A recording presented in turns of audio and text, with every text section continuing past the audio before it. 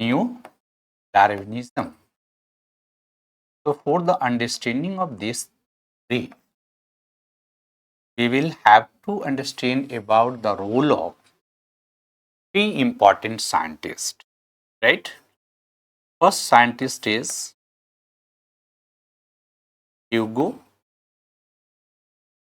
de Vries, and second scientist was Weizmann,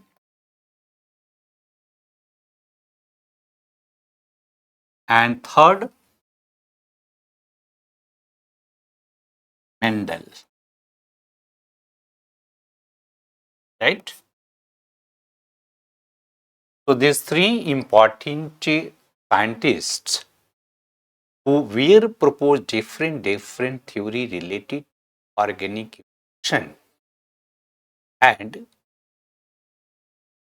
their work was very important for the understanding of theory of organic evolution, or basically theory of natural selection or Darwinism in right perspective, because I already discussed in the theory of Darwinism there was some limitations in the theory of natural selection or theory of Darwinism. Charles Darwin ने का propose किया था, जिसे हम लोग एक landmark के रूप में देखते हैं थ्योरी ऑफ ऑर्गेनिक इवोल्यूशन में, उसमें कुछ लिमिटेशंस था। ये थ्री पर्सनालिटी हैं जिनकी थ्योरी ऑफ नेचुरल सिलेक्शन के जो लिमिटेशंस थे, उस लिमिटेशंस को करेक्ट करने का प्रयास किया और उसी थ्योरी ऑफ नेचुरल सिलेक्शन को एक न्यू फॉर्म में प्रपोज किया गया और इसीलिए उसे न्यू डार्विनिज्म कहा जाता है। तो पहला चीज ये देखो कि ह्यूगो डेवरिज जो हैं ये क्या करते हैं, तो इनका क्या कंट्रीब्यूशन है, तो theory of mutation, he propose theory of mutation, यानी he was the founder of theory of mutation. Weizmann, he proposed theory of germplasm, theory of germplasm,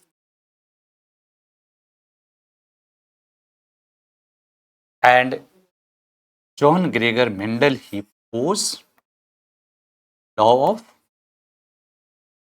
inheritance, right? तो चार्ल्स डार्विन का जो लिमिटेशंस था, what was the limitation of theory of natural selection, theory of natural selection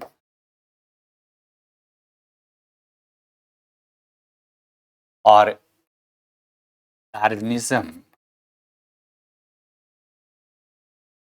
तो first limitations of that, here you have to understand limitations इसका क्या था,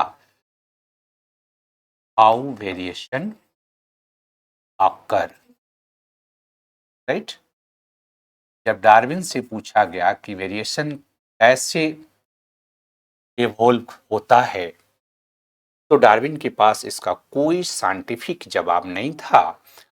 सो theory of mutation basically that propose about variation, what are important factors for variation, how variation occur.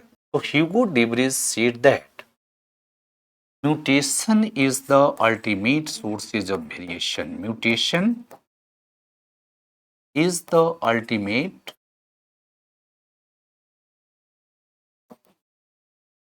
sources of variation, right?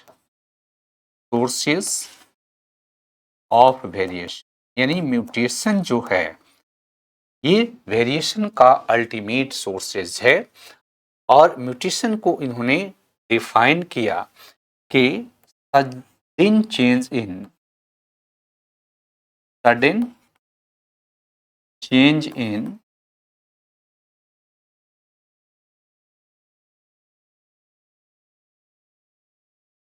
gene frequency, right? Or sudden change in DNA,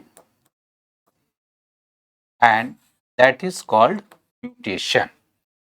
So, Hugo de Vries proposed that mutation is the ultimate source of variation, and that happened due to change in DNA structure or DNA number. And when that phenomena happen in organism, so variation occur, and natural selection work on that variation. So natural selection positively select positive variation that in potentially reproductive success, and therefore evolution occur. तो पहला जो question Charles Darwin के theory of natural selection पर उठाया गया था कि how variation अकर, तो इसका आंसर ह्यूगो de Vries ने अपनी थ्योरी ऑफ म्यूटेशंस के माध्यम से, और चूंकि ह्यूगो de Vries ने थ्योरी ऑफ म्यूटेशंस के माध्यम से ये जो लिमिटेशंस था चार्ल्स डार्विन के थ्योरी का, कि डार्विन तो कह रहे हैं कि the role of variation important, लेकिन डार्विन बताने में सक्षम नहीं थे कि हाउ वेरिएशन अकर। इसका जवाब जो है थ्योरी ऑफ म्यूटेशन में ह्यूगो de Vries ने दिया। सेकेंड जो लिमिटेशंस नेचुरल सिलेक्शन का था कि डार्विन जो हैं lived in blend inheritance, right.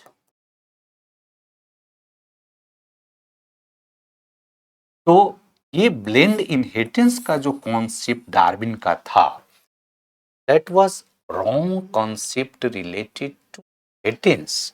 तो इसको सबसे पहले क्लियर किया वाइजमैन ने थ्योरी ऑफ जर्म प्लाज्म के माध्यम से। वाइजमैन ने दो बातें यहाँ की, एक तो कि सोमैटोप्लाज्म, राइट, की बात की, यानी सोमैटिक सेल की बात की, राइट। और वाइजमैन ने कहा कि those character determined by somatic cell और somatoplasm, that character is not inherited in next generation. और सेकंड वाइजमैन ने कहा जर्म प्लाज्म, है ना, germ plasm means reproductive cell. तो इसको आइडेंटिफाई किया वाइजमैन ने और कहा कि those character is determined by reproductive cell और germ plasm which character is inherited in next generation.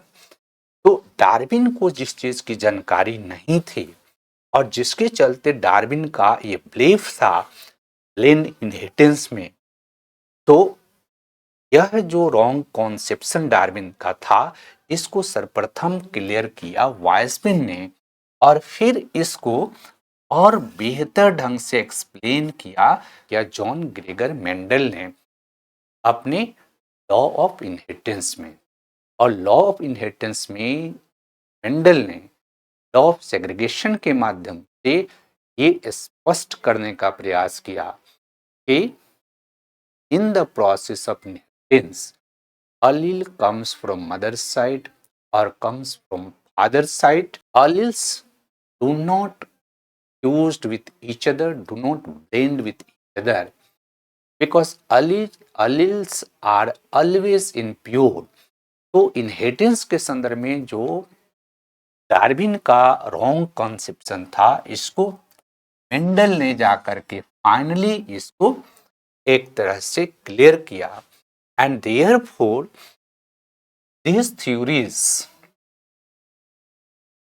combinedly known as a theory of neo-Darwinism, क्योंकि ये तीनों थ्योरीज जो है डार्विन के थ्योरी की जो लिमिटेशंस है, उस लिमिटेशंस को ये दूर करता है, और लिमिटेशंस को दूर करता है, इसलिए हम लोग इसको जानते हैं थ्योरी ऑफ न्यू डार्विनिज्म।